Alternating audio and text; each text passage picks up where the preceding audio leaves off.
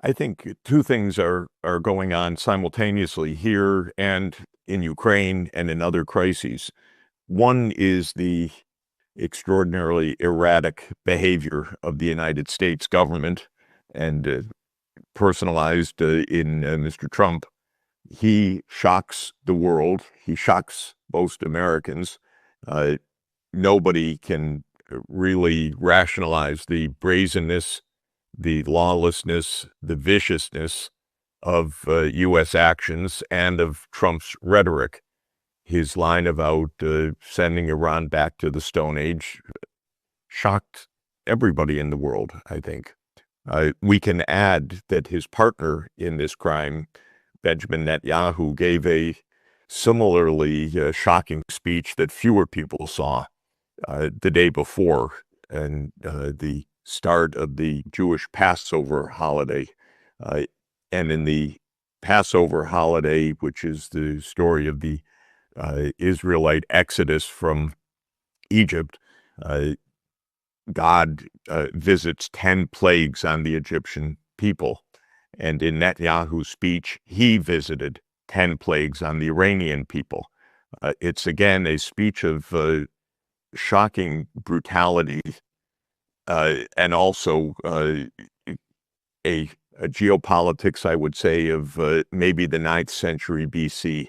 The mindset, the biblical framing, uh, Netanyahu casting himself as God, is all so stark, uh, so sharp that anyone that is watching what is happening right now sees that we have an extraordinarily violent war that seems to have justifications coming out of 9th century BC mindsets or simply psychopathic ideas of sending other nations to the Stone Age.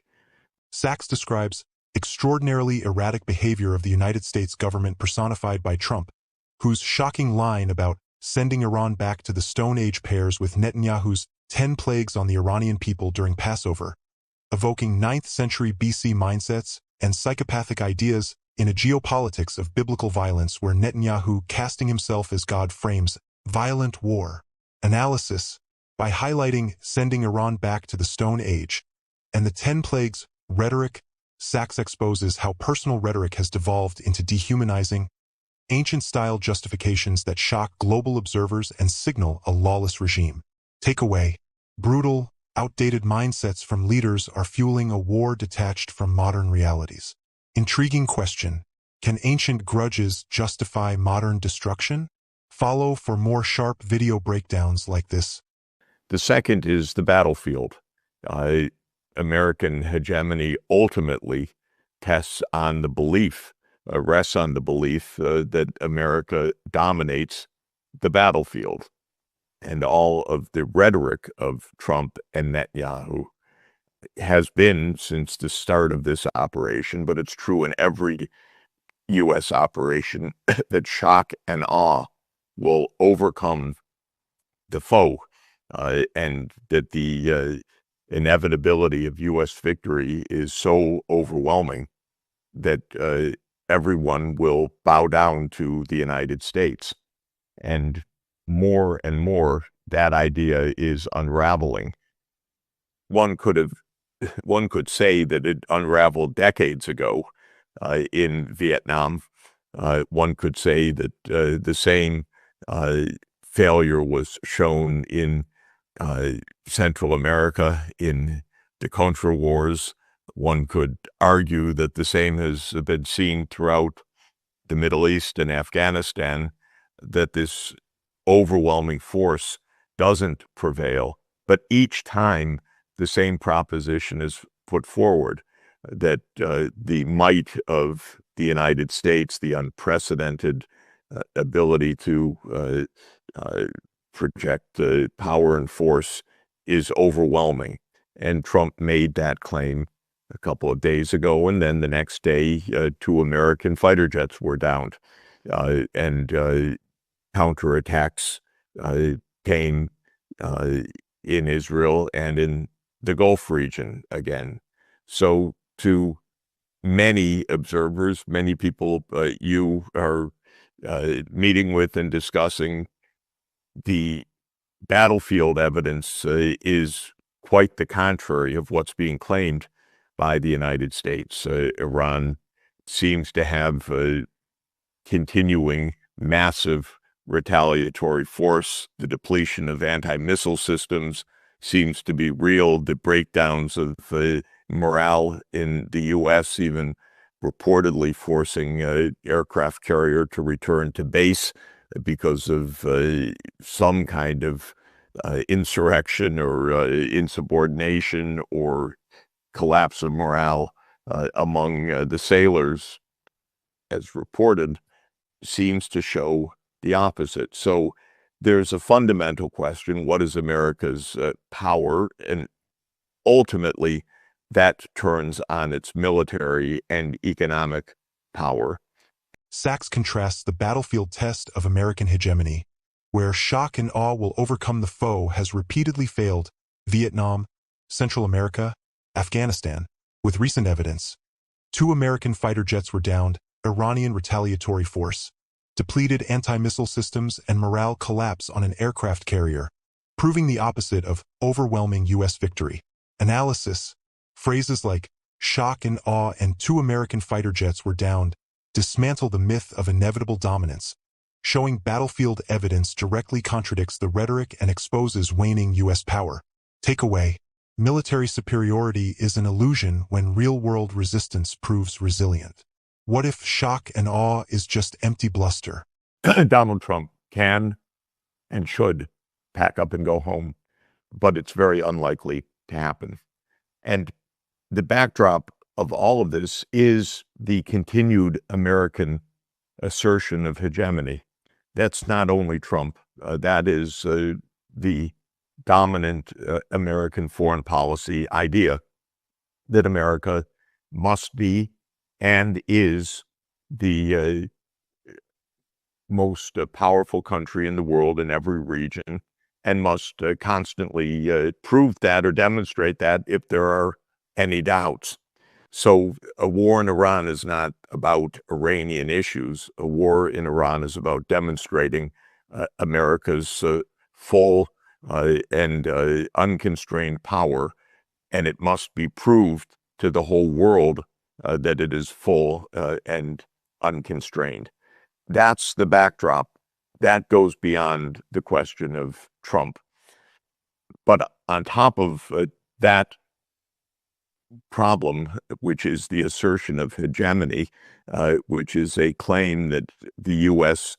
believes in and makes, but cannot fulfill, because the U.S. doesn't have the predominant power to do that, other than in utter destruction. There is the personality of Donald Trump. And personalities make a difference in wars. Wartime leaders make a difference.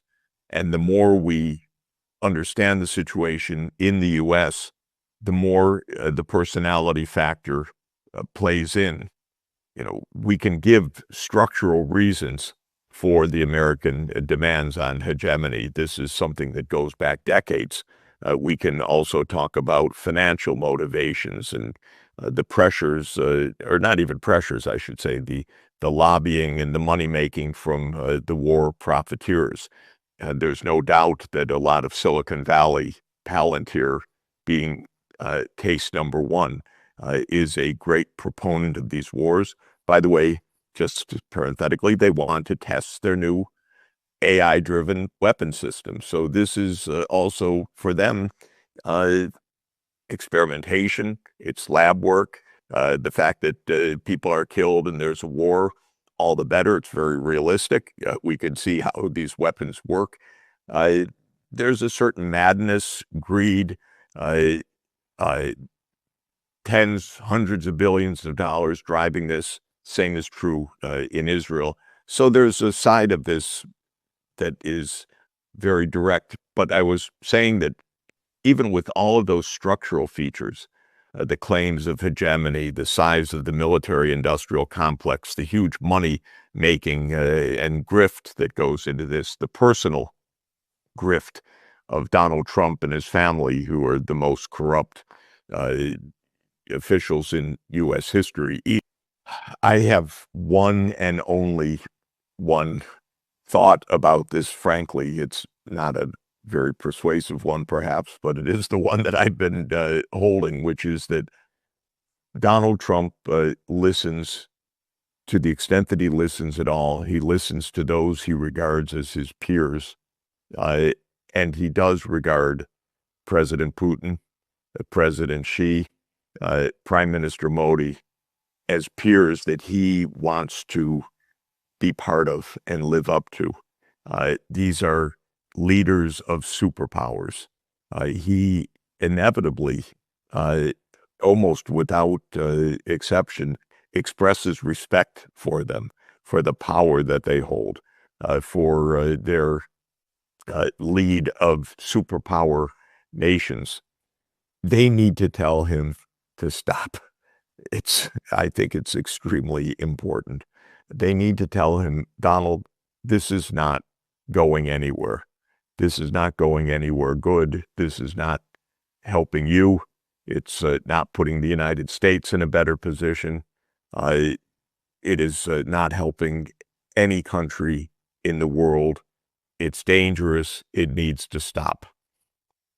I don't know if that is even remotely sufficient under these circumstances, but I think it is important to try. This is not the bluster, we're going to enter the war against you. Quite the contrary. It is to try to explain this has to stop, because if it continues on the path that it's continuing, it's going to bring us all to disaster. Sachs explains the war stems from assertion of hegemony beyond Trump, yet amplified by his psychopathic, impulsive, paranoid, megalomaniac personality, a clinical judgment by psychologists. The sole hopeful idea: Trump listens to peers like President Putin, President Xi, Prime Minister Modi, who must tell him this has to stop to avoid disaster. Analysis, referencing assertion of hegemony, psychopathic, and naming Putin, Xi, Modi as the only influencers shows how structural delusions plus personal instability block de-escalation unless superpowers intervene directly. Takeaway: personality can derail policy, but respected peers might still pull back from the brink. Question: could 3 words from Putin, Xi, or Modi end this? Of course, I've been saying exactly for the last decade at least, be careful of the United States. It's got a delusional foreign policy. It believes that it runs the show, but it gets you into deep trouble. I have repeated dozens, if not hundreds of times, my favorite adage of Henry Kissinger, that to be an enemy of the United States is dangerous, but to be a friend is fatal. How many times have I said that to governments, or in the European Parliament, or to the Gulf leaders personally in recent years? Not just because of this war, but because of all of the circumstances that go back a very long time.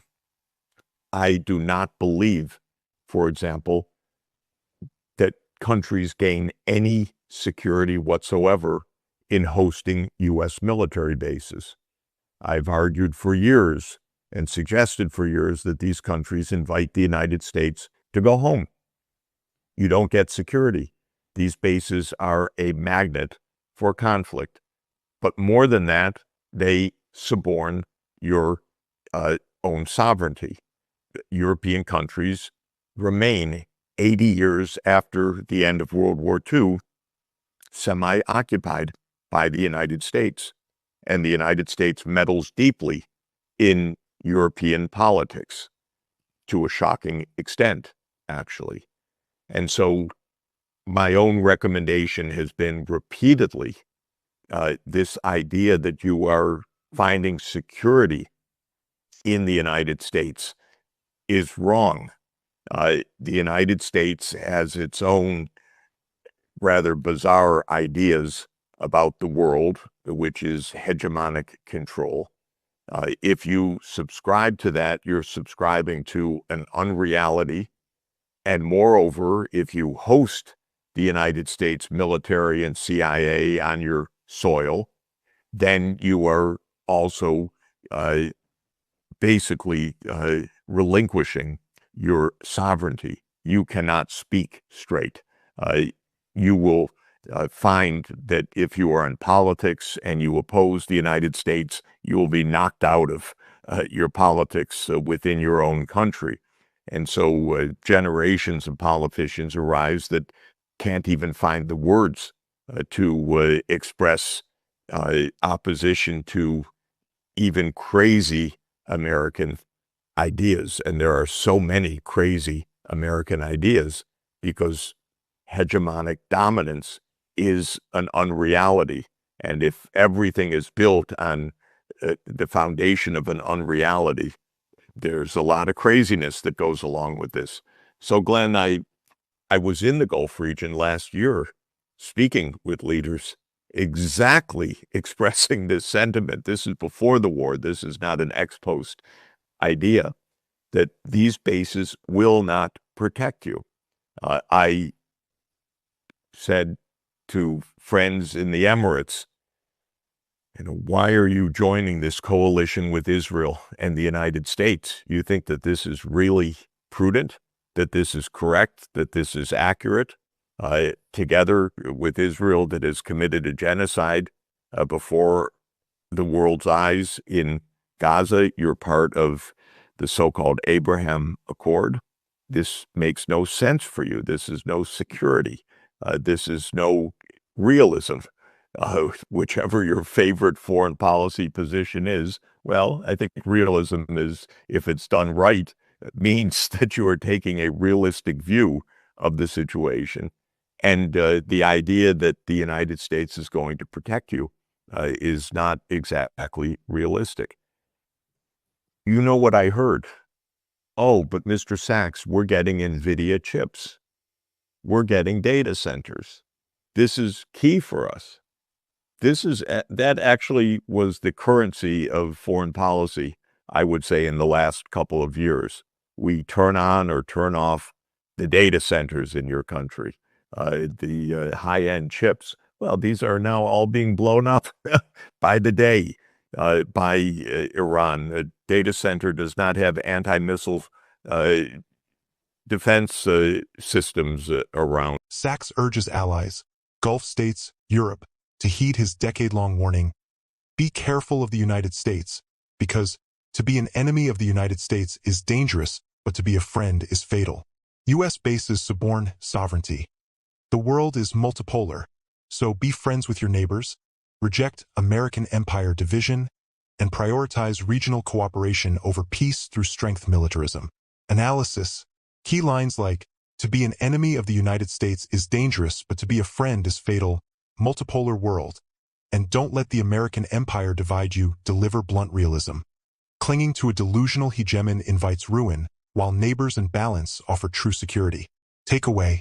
In a multipolar era, sovereignty starts with rejecting empire and embracing your actual neighbors. Question. Ready to break free from fatal friendships? Follow for more sharp video breakdowns like this.